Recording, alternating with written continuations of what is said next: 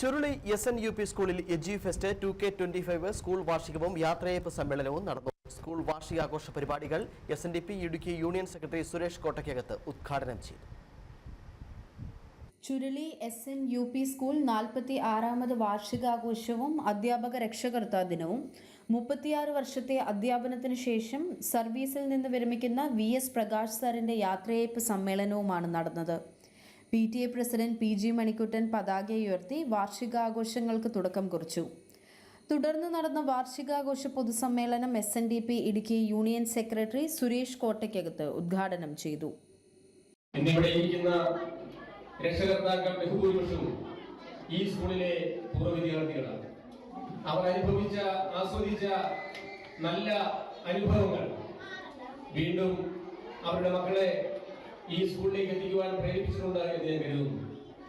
SSLCക്ക് rank ഉണ്ടായിരുന്ന കാലഘട്ടത്തിൽ നമ്മുടെ സ്കൂളിൽ പഠിച്ചു പോയ ശ്രീദേവി റാങ്കുകാരിയായിരുന്നു ഓർക്കുന്നുണ്ടാകും.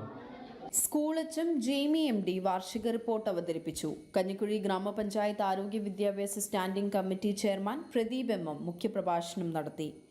അധ്യാപക സർവീസിൽ നിന്ന് വിരമിക്കുന്ന VS പ്രകാശിനെ ചടങ്ങിൽ ആദരിച്ചു. ആശംസ അറിയിച്ച് സ്റ്റാഫ് സെക്രട്ടറി ധന്യ മോഹൻ, ശാഖാ president Kalesh Raju, secretary MN Shanmukhadas, union councillor Manish Kudikkakath, Anit Joshi, Sasikala Santhosh, Sonia Sugu എന്നിവർ സംസാരിച്ചു. വിവിധ മേഖലയിൽ കഴിവ് തെളിയിച്ച വിദ്യാർത്ഥികളെ ചടങ്ങിൽ ആദരിച്ചു. തുടർന്ന് കുട്ടികളുടെ വിവിധ കലാപരിപാടികളും വേദിയിൽ അരങ്ങേറി.